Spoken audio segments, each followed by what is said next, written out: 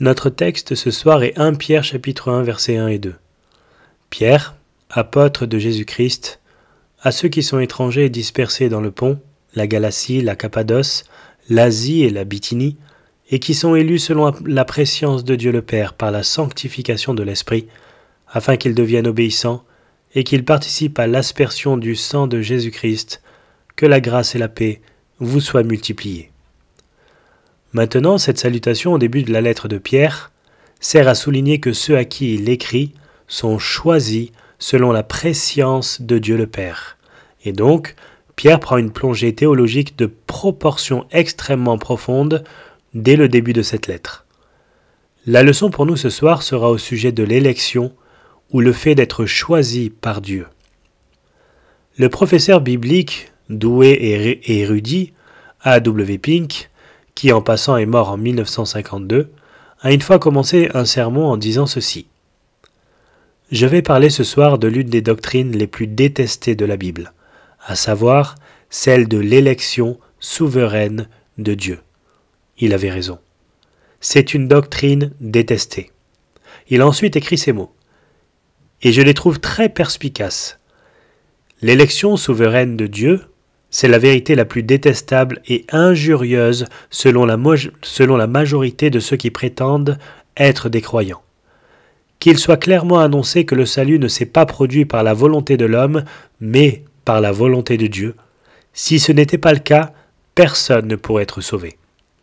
Car après la chute, l'homme a perdu tout désir et volonté pour ce qui est bon. Même les élus eux-mêmes doivent être appelés et préparés, et les cris d'indignation contre de tels enseignements sont grands. Puis il dit, les proclamateurs de mérite n'admettront pas la suprématie de la volonté divine et l'impuissance de la volonté humaine. Par conséquent, ceux qui sont les plus amers, qui dénoncent l'élection par le plaisir souverain de Dieu, sont les plus vigoureux pour crier la volonté libre de l'homme déchu. Pierre dit qu'il est difficile pour certaines personnes d'accepter la doctrine biblique d'une élection souveraine. Il est difficile pour l'homme de reconnaître que son salut est un acte de Dieu. Dans sa détresse, il veut assumer une certaine responsabilité, même si c'est quelque chose de tout petit et d'avoir cru, par exemple. Il veut un certain crédit pour avoir fait le bon choix. En outre, la doctrine de l'élection nous semble répugnante parce que, selon nos normes, il semble injuste que Dieu, hors du monde des êtres humains, choisisse certains pour être sauvés à sa discrétion, et non les autres. Mais vous comprenez, n'est-ce pas, que la raison pour laquelle l'homme veut désespérément avoir une part là-dedans est parce que dans sa détresse, il veut justifier sa fierté. Nous pouvons donc éliminer cela en tant que véritable problème. C'est seulement une expression de la déchéance. Est-ce injuste? Dieu est-il injuste? Non. Dieu ne doit jamais être mesuré par des normes humaines, certainement pas par la norme humaine de l'équité qui est aussi un reflet de la déchéance de l'homme. Sommes-nous si stupides de supposer que nous qui sommes tombés, les créatures pécheresses, avons un niveau plus élevé que ce Dieu juste qui n'a jamais chuté et qui est infiniment et éternellement saint? Quel genre de fierté est-ce? C'est là le véritable problème. Il est dit dans les psaumes 97, verset 2, « Les nuages de l'obscurité l'environnent, la justice et l'équité sont la base de son trône. » La droiture et la justice sont le fondement même du trône de Dieu, c'est-à-dire tout ce que Dieu fait repose sur une base de droiture et de justice. Ce n'est pas la droiture humaine ni la justice humaine, mais c'est divin. Dans ces mots familiers d'Ésaïe 55, versets 8 et 9, l'Écriture dit de Dieu « Car mes pensées ne sont pas vos pensées, et vos voix ne sont pas mes voix, dit l'Éternel. Autant les cieux sont élevés au-dessus de la terre, autant mes voix sont élevées au-dessus de vos voix, et mes pensées au-dessus de vos pensées. » Nous ne sommes pas en position en tant que créatures tombées pour déterminer si ce que Dieu fait est droit, juste ou équitable. Vous avez dépassé les limites si vous dites que Dieu a fait quelque chose qui n'est pas juste. Qu'est-ce que la justice divine alors? Permettez-moi de vous donner une définition. C'est un attribut essentiel de Dieu, c'est-à-dire que la justice infinie et parfaite fait partie de son être. Elle est en lui, de lui, par lui et en aucun autre. James Ussher, il y a plusieurs années, a écrit « La source de la justice de Dieu vient de sa propre volonté et de rien d'autre. Car ce qu'il veut est juste, et puisqu'il le veut, c'est juste, non pas parce que la chose est juste, mais parce qu'il le veut. » Vous comprenez cela? Une chose est juste parce que Dieu le veut. Il ne le veut pas parce que c'est juste selon des normes humaines. C'est lui qui définit la norme. La justice divine est d'un ordre et d'un caractère entièrement différent de la justice humaine. Et en passant, la justice n'est pas le problème de toute façon. Vous ne voulez pas trop parler de justice lorsque vous parlez du salut, car si Dieu agissait selon la justice, nous serions tous envoyés en enfer. Vous voyez, le Créateur ne doit rien à la créature, même pas ce qu'il est gracieusement heureux de donner aux élus. Il ne le doit pas aux élus. Comment Dieu pourrait-il être appelé injuste quand tout ce qu'il fait est juste? Le fait qu'il ait élu certains à être sauvés quand, de toute façon, ils ne l'ont pas mérité, comment cela pourrait-il être injuste? Le salut n'est jamais une question de justice, c'est toujours une question de grâce, pure grâce. Vous ne voulez vraiment pas essayer de comprendre ce point de vue? Est-ce juste? Dieu l'a fait. Cela le rend juste. Dieu définit le standard de ce qui est juste. Si vous ne comprenez pas ce que Dieu fait, cela ne signifie pas qu'il ne respecte pas votre norme. Cela signifie que votre norme ne correspond pas à la sienne. Il est Dieu. Maintenant, en discutant de la doctrine de l'élection, il n'y a pas de meilleur passage d'écriture plus condensé que celui que nous avons devant nous. Et Pierre, franchement, entre dans la profondeur de la théologie dès le début. Il n'a même pas terminé le premier verset avant d'introduire le mot « choisi ». Puis il lance une déclaration très brève, mais profonde, sur l'essence même de l'élection. Alors qu'il s'adresse à ses lecteurs, son intention dans ces 2 premiers versets est de les identifier comme ceux qui sont choisis par Dieu. Il les identifie de 2 façons. Tout d'abord, il les identifie par rapport à leur place sur la terre, et deuxièmement, il les identifie par rapport à leur place dans le ciel. En ce qui concerne la terre, ils résident, dispersés dans le Pont, la Galatie, la Cappadoce, l'Asie et la Bithynie. En ce qui concerne le ciel, ils sont choisis selon la prescience de Dieu le Père par l'œuvre sanctifiante de l'Esprit qui obéit à Jésus-Christ ayant été aspergé de son sang. Alors il clarifie ainsi leur identification terrestre et leur identification paradisiaque. Examinons brièvement leur identification terrestre. Les lecteurs à qui Pierre écrit sont considérés comme des étrangers, éparpillés dans le Pont, la Galatie, la Cappadoce, l'Asie et la Bithynie. Maintenant, nous devons parler de cela, parce que nous devons comprendre à qui il écrit. Voulez-vous, s'il vous plaît, noter le mot « dispersé ». C'est un mot familier pour tout étudiant du Nouveau Testament. C'est le mot « diaspora » en grec. Vous avez peut-être entendu le mot « diaspora ». Il signifie « dispersion ». Dans les évangiles, c'est un terme technique pour la dispersion des Juifs à travers le monde. Il est utilisé de cette façon dans Jean chapitre 7 verset 35. Il est également utilisé par des Juifs dispersés à travers le monde dans Jacques 1 verset 1. Je suis convaincu que Pierre ne l'utilise pas ici de manière technique comme Jacques. Notez le chapitre 1 verset 17. Il écrit à ces personnes dispersées en disant « Et si vous invoquez comme Père celui qui juge selon l'œuvre de chacun sans acception de personne, conduisez-vous avec crainte pendant le temps de votre pèlerinage. » L'implication est votre durée terrestre, votre séjour terrestre, qui nous conduit à croire qu'il parle de personnes qui ne sont pas tant des étrangers dans une culture étrangère que des étrangers sur la terre elle-même. Chapitre 2, verset 11, Bien-aimés, je vous exhorte, comme étrangers et voyageurs sur la terre, à vous abstenir des convoitises charnelles qui font la guerre à l'âme. De plus, l'étranger ici semble être la personne qui est dans un environnement contraire à sa nature et qui fait la guerre contre son âme. Il ne s'inquiète donc pas de parler d'un juif étranger à l'échelle nationale, alors qu'il se préoccupe de parler d'un croyant qui est spirituellement un étranger.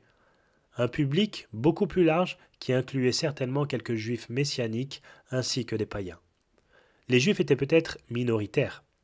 Nous pensons que ça doit être le cas dans les provinces des païens auxquelles cet épître est adressé. Donc ce qu'il dit n'est pas pour vous les Juifs dispersés dans les pays étrangers, mais pour vous chrétiens qui êtes des étrangers sur la terre, vous êtes des extraterrestres, de vrais étrangers, des pèlerins. Vous n'appartenez pas à la terre. L'Église est un groupe d'étrangers dispersés à travers le monde, loin de son véritable foyer. En fait, dans Philippiens chapitre 3 verset 3, Paul dit « C'est nous qui rendons à Dieu notre culte par l'Esprit de Dieu, qui nous glorifions en Jésus-Christ et qui ne mettons point notre confiance en la chair. » Et voilà, je pense, que Pierre dit « Nous sommes les dispersés, la diaspora, dans un sens spirituel. » Donc, l'idée est qu'il écrit aux croyants qui, dans le monde, sont des étrangers. Il s'adresse à l'Église. C'est tout simplement cela. Il s'adresse aux églises, à l'église du Pont, à l'église de Galatie, à l'église de Cappadoce, à l'église d'Asie et celle de Bithynie. Ce sont en passant les provinces. Ils occupent ce que nous connaissons aujourd'hui comme la Turquie moderne. Ils faisaient partie de l'Empire romain à l'époque de Pierre. Mais il écrit aux chrétiens dispersés dans ces provinces romaines et nous concluons donc que la lettre avait un public très large. Dans ces provinces, il devait y avoir un certain nombre d'églises. Nous connaissons dans la province d'Asie, par exemple, au moins 7 ou 8 églises. 7 des églises en Asie ont reçu des lettres du Seigneur Jésus dans Apocalypse 2 et 3. Il y avait d'autres églises en Asie, comme Colosse, non mentionnées dans l'Apocalypse. Ainsi, il y a eu un certain nombre d'églises dans Pontus, en Cappadoce, en Bithynie aussi, des chrétiens dispersés comme étrangers dans une terre étrangère, à savoir le monde non régénéré. Pierre écrit donc à beaucoup de gens. Et pourquoi un tel public aussi large ? Parce que la persécution qui était venue contre les chrétiens en raison de leur culpabilité pour l'incendie à Rome était en train de balayer l'Empire romain. Et partout où la persécution allait, les chrétiens devaient payer le prix de la souffrance. Ainsi, il écrit comme pour les embrasser tous dans cet épître et leur apprendre à faire face à la souffrance triomphalement. Mais ce qui est plus important que leur relation avec la terre, c'est leur relation avec le ciel. Et il veut qu'ils sachent qu'ils ont été choisis par Dieu. Il veut qu'ils saisissent cette réalité extrêmement réconfortante. Au milieu de leur persécution, lorsqu'ils s'interrogent tant, il veut qu'ils sachent qu'ils sont choisis par Dieu. Et ainsi, à la fin du verset 1, il dit « Ceux qui sont étrangers et dispersés sont élus selon la prescience de Dieu le Père. » Prenons le mot extraterrestre qui est choisi. Les étrangers signifie « pas de ce monde ». Comme nous l'avons dit, ceux qui sont dépossédés dans une terre qui n'est pas la leur. Cela peut signifier résidents temporaires ou étrangers. De toute façon, ils étaient des résidents temporaires et ils étaient étrangers. C'était une ville non éternelle dans les cieux mais faite par des mains humaines. C'était un séjour temporaire jusqu'à ce qu'ils soient appelés à Sion qui est au-dessus, comme l'appelle l'écrivain de l'Épître aux Hébreux. Ces étrangers, l'Église, ces rachetés, ces croyants sont choisis. Eklektos sont appelés. Ceux qui sont appelés.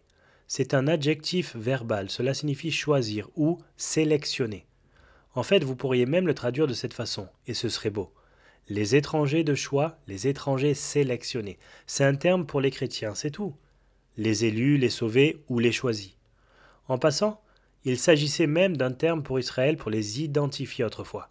Deutéronome, vous vous souvenez peut-être de ce verset très familier, Deutéronome chapitre 7 verset 6, « Car tu es un peuple saint pour l'Éternel ton Dieu, l'Éternel ton Dieu t'a choisi pour que tu fusses un peuple qui lui appartint entre tous les peuples qui sont sur la face de la terre. » Eh bien, vous comprenez mieux cela. Dieu ne s'était pas assis au paradis en disant « J'espère qu'une nation va me croire et me choisir. » Non.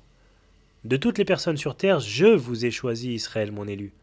C'est Deutéronome chapitre 7 verset 6.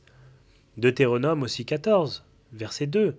Car tu es un peuple saint pour l'Éternel ton Dieu, et l'Éternel ton Dieu t'a choisi pour que tu fusses un peuple qui lui appartint entre tous les peuples qui sont sur la face de la terre. Il répète la même chose à nouveau, choisi. Psaume 105, verset 43, appelle Israël, ses élus.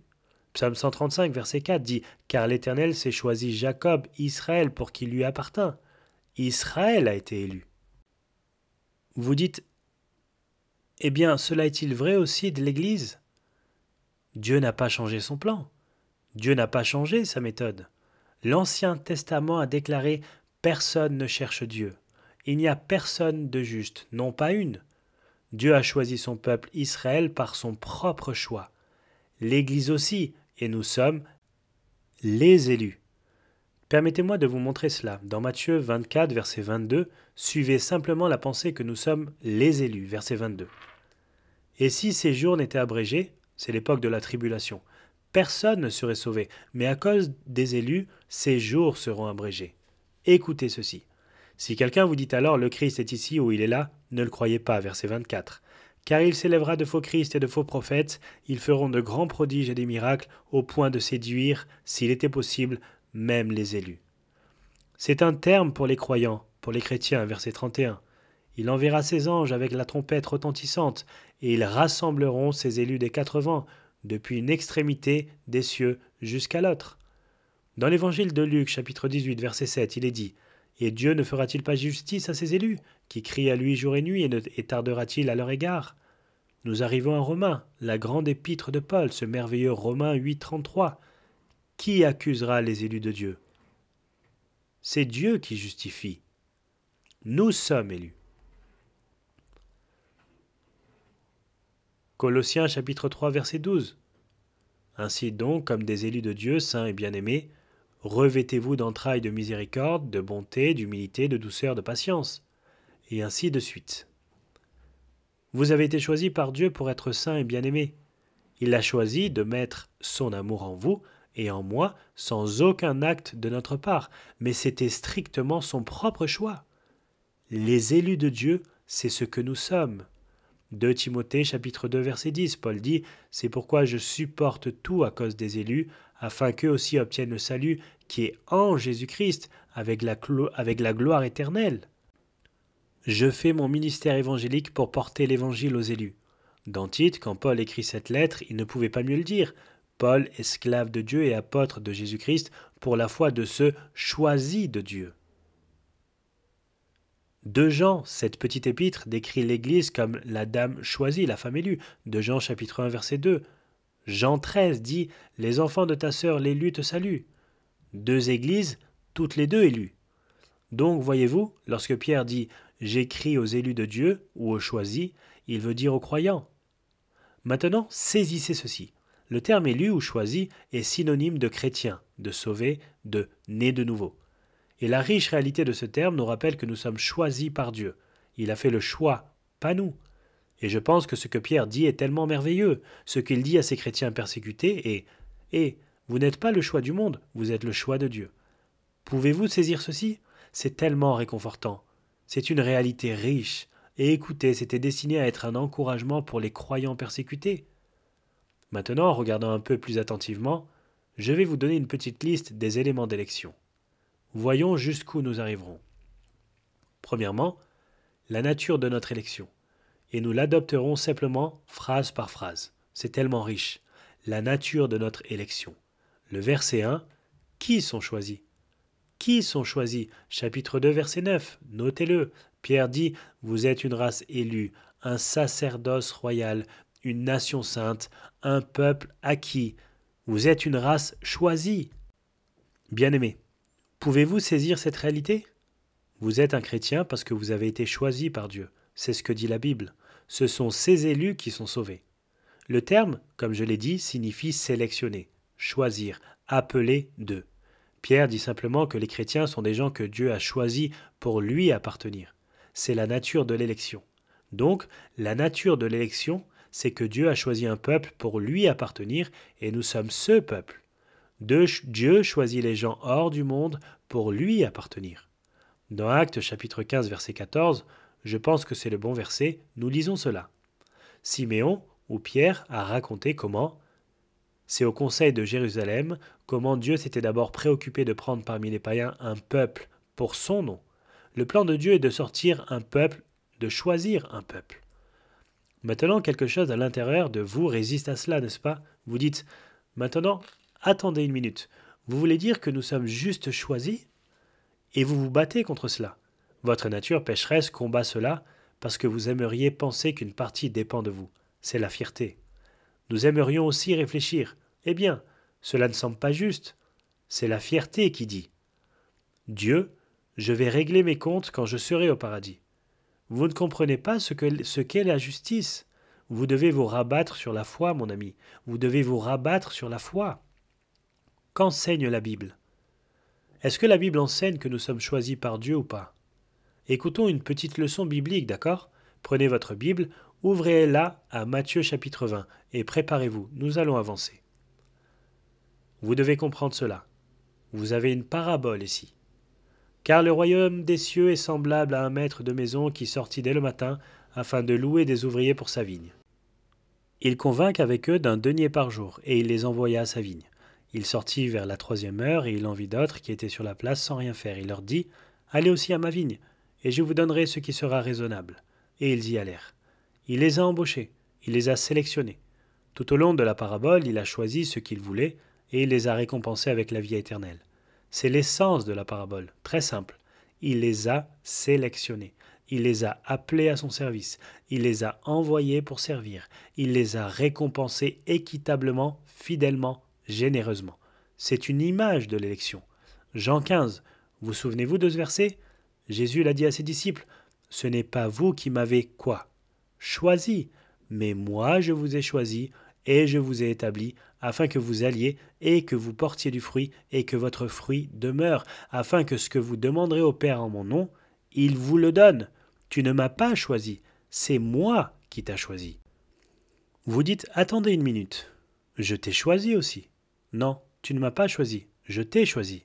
C'est ce que j'ai dit, c'est comme ça. Regardez dans Jean 17, verset 9, il dit aux chrétiens, « Priez au Père notre Seigneur. Je demande en leur nom. » C'est la haute prière, sacerdotale du Christ. Je ne demande pas au nom du monde, mais au nom de ceux que vous m'avez quoi? Donné. Le Père nous a choisis et nous a donné au Christ comme un cadeau d'amour, et nous sommes à lui. Regardez Actes, chapitre 13, c'est beaucoup plus intéressant. Le plus intéressant, Acte 13, verset 48, ici Paul prêche aux païens. Une énorme foule le jour du sabbat. Et il dit au verset 46, nous commencerons là. Paul et Barnabas ont parlé avec audace, ont déclaré qu'il fallait que la parole de Dieu vous soit prêchée à vous tout d'abord, puisque vous l'aviez répudiée en vous considérant pas digne de recevoir la vie éternelle. Voici que nous nous tournons vers les païens. C'est passer des Juifs aux païens, car ainsi le Seigneur nous a ordonné, je vous ai placé comme une lumière pour les païens, que vous devriez apporter le salut jusqu'aux extrémités de la terre.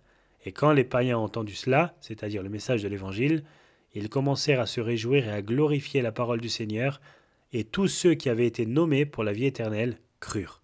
Les élus ont cru. Ceux qui étaient élus à vie éternelle ont cru. Regardez Romains 9, 14. C'est l'antagoniste évident qui va répondre. Dieu parle au choix. Il dit « J'ai aimé Jacob et j'ai haï Ésaü ». Dieu a fait son choix. Verset 14. Que dirons-nous donc? Y a-t-il en Dieu de l'injustice? Loin de là. Mais dienoito en grec. Non, non, ce n'est pas une injustice, car il dit à Moïse, je ferai miséricorde à qui je fais miséricorde, et j'aurai compassion de qui j'ai compassion. Verset 16, regardez ceci. Alors, le salut ne dépend pas de l'homme qui veut ou de l'homme qui court, mais de Dieu qui est plein de miséricorde. La miséricorde souveraine. Et quelqu'un dans le verset 19 dit, tu me diras pourquoi blâme-t-il encore? Car qui est-ce qui résiste à sa volonté? Ô homme, toi plutôt, qui es-tu pour contester Dieu? Taisez-vous, ce n'est pas de votre sort. Le vase d'argile dira-t-il à celui qui l'a formé, pourquoi m'as-tu fait ainsi? Le potier n'est-il pas maître de l'argile pour faire avec la même masse un vase d'honneur et un vase d'un usage vil? Et que dire si Dieu, voulant montrer sa colère et faire connaître sa puissance, a supporté avec une grande patience des vases de colère formés pour la perdition? Écoutez, Dieu a tous les droits d'utiliser ses attributs pour la destruction et la colère, en le mettant en évidence contre les impies, que pour donner sa grâce, son amour et sa miséricorde devant ceux qu'il choisit. C'est très clair. Ne discutez pas avec Dieu. Vous ne montrerez que votre orgueil et l'ignorance de votre esprit en fin de compte. Si vous ne le comprenez pas, croyez-le, c'est ce qu'il dit. C'est exactement ce qu'il dit. Cela ne dépend pas de l'homme qui veut ou de l'homme qui court, mais de Dieu qui aura pitié, de qui il décidera d'avoir pitié. Romains 11, verset 5. De même aussi, comme dans le cas du prophète Élie et de 7000 hommes qui n'ont pas plié le genou devant Baal, De la même manière, il est arrivé au temps présent un reste selon la grâce et le choix de Dieu. 1 Corinthiens chapitre 1 verset 9. Dieu est fidèle, lui qui vous a appelé à la communion de son Fils Jésus-Christ notre Seigneur. Votre salut a été une œuvre directe de Dieu. Il vous a appelé en fraternité avec son Fils. Regardez Éphésiens 1 verset 3. Béni soit Dieu le Père de notre Seigneur Jésus-Christ, qui nous a bénis de toutes sortes de bénédictions spirituelles dans les lieux célestes en Christ. Verset 4. Êtes-vous prêts? Tout comme il nous a choisis en lui, c'est-à-dire en Christ, avant la fondation du monde. Quand est-ce arrivé? Quand avons-nous été choisis? Avant notre naissance, avant que nul ne soit né, avant qu'il y ait un monde, nous avons été choisis. Pouvez-vous saisir cette pensée? Depuis que Dieu existe, nous avons été choisis. Comprenez cela, vous dites, depuis combien de temps Dieu existe-t-il? Depuis toujours. Vous voulez savoir quelque chose? Vous avez été choisis dans l'éternité passée. Depuis l'éternité de Dieu, ces élus ont été dans son esprit. Waouh! Incroyable! Choisis. Sur la base de son choix, verset 5, nous ayant prédestinés dans son amour à être ses enfants d'adoption par Jésus-Christ, selon le bon plaisir de sa volonté, pas la nôtre. Il nous a choisis. Depuis qu'il est Dieu, nous avons été choisis. Waouh! C'est une pensée incroyable. Depuis l'éternité de Dieu, John MacArthur était dans son plan. J'étais dans son esprit. Vous aussi, si vous lui appartenez. C'est une pensée passionnante. Regardez 1 Thessaloniciens, chapitre 1, verset 4. Paul est tellement encouragé par l'Église à Thessalonique qu'il dit au verset 2 « Nous rendons continuellement grâce à Dieu pour vous tous, faisant mention de vous dans nos prières. » Comme l'Église à Philippe, c'était une congrégation bien-aimée. Il ne les connaissait pas aussi bien. Il n'y est pas resté longtemps que 3 sabbats. Mais il les aimait, il dit « Nous rappelant sans cesse l'œuvre de votre foi. » Au verset 3, « Le travail de votre charité et la fermeté de votre espérance en notre Seigneur Jésus-Christ devant Dieu notre Père. » Il vous a choisi, c'est évident. 2 Thessaloniciens chapitre 2 verset 13. Écoutez cela. Nous devons à votre sujet rendre continuellement grâce à Dieu. Nous ne devons pas vous remercier, nous devons remercier Dieu. Pour nous, frères bien-aimés du Seigneur, n'est-ce pas super? Parce que Dieu vous a, quoi? Choisi dès le commencement pour le salut, par la sanctification de l'Esprit et par la foi en la vérité. Vous dites, qu'est-ce que c'est? Je ne sais pas. Je ne sais pas ce que c'est le commencement. Quel commencement? Je ne sais pas. Dès le commencement pour le salut. Avez-vous vu cela? Dieu vous a choisi depuis le début pour le salut. Je ne sais pas comment on pourrait le dire plus clairement. Comment quelqu'un pourrait-il ne pas comprendre? 2 Timothée chapitre 1 verset 9. Voici un autre de ces casse-têtes. Paul parle de Dieu à la fin du verset 8, puis il dit « Dieu qui nous a sauvés et nous a adressé une sainte vocation, non à cause de nos œuvres, mais selon son propre dessein et selon la grâce qui nous a été donnée en Jésus-Christ avant les temps éternels. » Maintenant, nous découvrons ce début, toute l'éternité. Paul a su que nous étions les élus de toute l'éternité. Il nous a connus dans son esprit depuis qu'il existe, et savez-vous que nous serions sauvés? Tout suit son plan, son but et sa grâce, pas les nôtres. Remarquable, une vérité remarquable. Regardez 2 Timothée 2,10. Paul dit « C'est pourquoi je supporte tout à cause des élus. » Et il a beaucoup souffert, afin qu'eux aussi obtiennent le salut qui est en Jésus-Christ avec la gloire éternelle. Mon ministère est d'atteindre les élus, dit-il, atteindre les élus. Apocalypse chapitre 13 verset 8. Écoutez ceci. Parle de la bête et de l'antéchrist du temps de la tribulation à l'avenir. Il dit « Et tous les habitants de la terre l'adoreront. » Tout le monde va l'adorer. Le monde entier l'adorera, ceux dont le nom n'a pas été écrit dès la fondation du monde dans le livre de vie de l'agneau qui a été immolé. Quand votre nom a-t-il été écrit? Dès le fondement du monde. C'est quand? Je ne sais pas. Mais depuis que Dieu existe, il m'avait dans son esprit. Depuis que Dieu existe, il nous a gardés, vous et moi qui sommes chrétiens, dans son esprit, et il a prédéterminé de nous aimer et de nous faire ses enfants. Il a écrit nos noms dans son livre avant le début du monde. Apocalypse, chapitre 17, verset 8. Là encore, la bête sera adorée et louée. Et le passage dit « Et les habitants de la terre, ceux dont le nom n'a pas été écrit dès la fondation du monde dans le livre de vie. » Encore une fois, On nous dit que les chrétiens sont ceux dont les noms sont écrits dans le livre de la vie depuis le début, depuis l'éternité, depuis la fondation du monde. Donc, quand quelqu'un vous dit « De quelle religion êtes-vous » vous pouvez dire « Je suis l'un des élus ». Choisi par qui? Dieu. Vraiment? Quand? Pour toujours. Depuis que Dieu est Dieu, il m'a choisi, il m'a aimé. Pourquoi? Cela n'avait certainement rien à voir avec moi. Je me suis présenté et j'ai été élu. Avez-vous fait de bonnes œuvres pour le mériter? Non. Je n'existais pas encore quand Dieu l'a décidé. Apocalypse 17,14.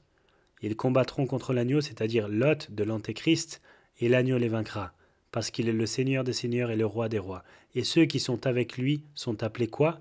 Les élus et les fidèles. Nous sommes les élus. Une dernière mention au chapitre 20, c'est incroyable. Le jugement définitif, le grand trône blanc. Si le nom de quelqu'un n'a pas été retrouvé dans le livre de la vie, il était, quoi? Jeté dans le lac de feu. Quand les noms ont-ils été placés dans le livre? Avant la fondation de la terre. Nous sommes élus. C'est juste un petit bout de ce que l'Écriture dit à ce sujet. Nous résistons à cela. Quelque chose en nous lutte contre cela. Regardez Luc 4, cela vous réconfortera. Vous n'êtes pas seul. Luc 4, c'est intéressant. Jésus, dans cet événement merveilleux à la synagogue à Nazareth, a ouvert le livre du prophète Ésaïe. Il s'est levé dans la synagogue, a ouvert le livre et l'a lu. C'est ce qu'il a lu, verset 18. Et une prophétie s'accomplissait directement en lisant ce passage. L'Esprit du Seigneur est sur moi, parce qu'il m'a oint pour annoncer la bonne nouvelle aux pauvres. Il m'a envoyé pour guérir ceux qui ont le cœur brisé, pour proclamer aux captifs la délivrance et aux aveugles le recouvrement de la vue, pour renvoyer libres les opprimés, pour publier une année de grâce du Seigneur. Ensuite, il roula le livre, le remit aux serviteurs et s'assit. Tous ceux qui se trouvaient dans la synagogue avaient les regards fixés sur lui. Alors il commença à leur dire « Aujourd'hui cette parole de l'Écriture que vous venez d'entendre est accomplie. » Et tous lui rendaient témoignage. Ils étaient étonnés des paroles de grâce qui sortaient de sa bouche et ils disaient « N'est-ce pas le fils de Joseph ?» Jusqu'ici tout va bien. Mais regardez ce qui se passe ensuite, verset 25. Je vous le dis en vérité. Il y avait plusieurs veuves en Israël du temps d'Élie, lorsque le ciel fut fermé 3 ans et 6 mois, pas de pluie, et qu'il y eut une grande famine sur toute la terre. Il y avait beaucoup de veuves. Et cependant, Élie ne fut envoyé vers qui? Aucune d'elles, si ce n'est vers une femme veuve à Sarepta, dans le pays de Sidon. Il y avait aussi plusieurs lépreux en Israël du temps d'Élisée, le prophète, et cependant aucun d'eux ne fut purifié, si ce n'est Naaman le Syrien. Vous savez de quoi il leur parle? La grâce souveraine. Beaucoup de veuves et beaucoup de lépreux, et Dieu ne choisit d'eux qu'une veuve à Sarepta et un lépreux nommé Naaman, qui n'était même pas juif, il était syrien. Ils furent tous remplis de colère dans la synagogue lorsqu'ils entendirent ces choses. Et s'étant levés, ils le chassèrent de la ville, et le menèrent jusqu'au sommet de la montagne sur laquelle leur ville était bâtie, afin de le précipiter en bas. Laissez-moi vous dire quelque chose. Les chefs religieux respectables d'Israël ont méprisé la doctrine de l'élection, surtout lorsqu'ils ont vu qu'ils n'étaient pas élus. Vous ne pouvez pas débattre de la vérité, c'est la vérité. Vous ne pouvez pas en débattre. Ils ne voulaient pas l'entendre. Beaucoup aujourd'hui ne veulent pas l'entendre, mais c'est la vérité quand même. Vous voyez dans Apocalypse 19,6, on nous dit « Car le Seigneur notre Dieu Tout-Puissant est entré dans son règne. Dieu dans les cieux est le contrôleur et le broyeur de toutes les créatures. » L'Écriture dit que le Très-Haut règne au milieu des armées des cieux et personne ne peut résister à sa main et lui dire « Que fais-tu » Il est tout-puissant, celui qui travaille selon sa propre volonté. Il remplit tous ses propres objectifs, fait aboutir toutes ses promesses. Il est le potier céleste qui prend le morceau d'argile, l'humanité tombée, et la façonne en faisant ce qu'il veut. Il est celui qui décide, qui détermine la destinée de chaque personne. Il est le contrôleur de tous les détails dans la vie de chaque individu, ce qui est simplement une autre façon de dire que Dieu est Dieu. Arthur Pink, encore une fois, a déclaré « La seule raison pour laquelle quelqu'un croit en l'élection est parce qu'il la trouve enseignée dans la parole de Dieu. Aucun homme ou groupe d'hommes n'a jamais créé cette doctrine. Comme la doctrine du châtiment éternel, elle est en conflit avec les dictées de l'esprit charnel et répugne aux sentiments du cœur non régénéré, et comme la doctrine de la Sainte Trinité est la naissance miraculeuse de notre Sauveur, la vérité de l'élection doit être reçue avec une simple foi, sans équivoque. Ainsi est la nature de l'élection. La volonté divine de Dieu en choisit certains pour le salut. Est-ce que c'est difficile pour vous de saisir cela? Je vous avoue que je lutte avec cela. Je le crois avec tout mon cœur parce que la Bible l'enseigne. Il y a quelque chose de très excitant à ce sujet. Ne le sentez-vous pas? Il y a quelque chose de très excitant à propos de cette réalité. Il y a quelque chose d'énormément humiliant aussi à ce sujet. C'est immensément humiliant. Je veux dire, cela détruit littéralement l'orgueil. Que pouvons-nous réclamer? Rien. Vous dites, qu'en est-il des gens qui ne sont pas élus? La Bible dit qu'ils vont en enfer en raison de leur incrédulité. Et Dieu ne prend aucune responsabilité pour cela. Vous dites, je ne comprends pas. C'est vrai. Je ne comprends pas non plus. Mais je comprends mon Dieu, je comprends ce qu'il a dit dans sa parole. Il a dit, vous êtes condamnés parce que vous ne croyez pas en moi. Vous dites, comment expliquez-vous cela? Je ne le fais pas. Dieu est la justice parfaite. La raison pour laquelle Dieu nous a donné la doctrine de l'élection était pour nous dire deux choses. 1. C'est lui qui gère toutes choses. 2. Il est tellement gracieux pour ceux d'entre nous qui ne pourraient jamais y arriver que nous devrions passer notre éternité à louer son saint nom. La doctrine de l'élection ne nous est pas donnée pour nous confondre. Elle nous est donnée pour détruire notre fierté et susciter notre louange. Nous allons en découvrir plus dimanche prochain. Cela fait 1 sur 5. John Zimmer ne croyait même pas que je pourrais en terminer un. Prions ensemble. Seigneur, il y a beaucoup à dire à ce sujet. Nous venons de survoler la surface, mais Seigneur, nous commençons à comprendre ce que dit ta parole. Même si nous ne pouvons pas bien saisir dans notre esprit tout ce que cela implique. Aide-nous à marcher par la foi, en sachant que tu es un Dieu cohérent, parfaitement juste, et qu'il n'y a absolument aucune contradiction dans ta personne. Nous qui sommes sauvés, le sommes parce que nous avons été choisis par ton esprit depuis que tu es Dieu, et nous n'avons rien fait pour y contribuer. Tu as même produit la foi en nous, tu nous as créés, et tu nous as même accordé la repentance. Tu as créé l'obéissance par ton esprit. Seigneur, nous comprenons aussi que ceux qui partent vers l'éternité et ne savent pas que tu es responsable de leur propre incrédulité, parce que c'est ce que dit l'Écriture. Et alors nous crions aux non-chrétiens de croire, et nous te louons parce que tu nous as choisis. Nous te laissons cette résolution. Merci mon Dieu de nous avoir choisis. Pourquoi, oh pourquoi? Nous sommes tellement reconnaissants, et que cette gratitude se manifeste par une vie d'engagement, d'amour et de reconnaissance envers toi. Nous sommes impatients de voir le jour où nous pourrons être en ta présence pour t'adorer sans cesse et sans restriction pour toujours, pour nous avoir choisis. Nous prions pour ceux qui ne croient pas. Nous prions au Dieu que les hommes ne te tournent pas le dos, car Jésus a dit « Celui qui vient à moi, je ne le mettrai pas dehors ». Que ceux qui sont sauvés soient réconfortés par la doctrine de l'élection, et que les perdus ne soient pas détournés par cette doctrine, mais qu'ils entendent les mots de Jésus « Venez à moi, vous tous qui êtes fatigués et chargés, et je vous donnerai du repos ». Nous venons de commencer cette étude, nous voulons la comprendre au mieux. Nos esprits limités sont incapables de le faire. Reste avec nous, aide-nous à te louer pleinement pour ta grâce souveraine, au nom du Sauveur. Amen.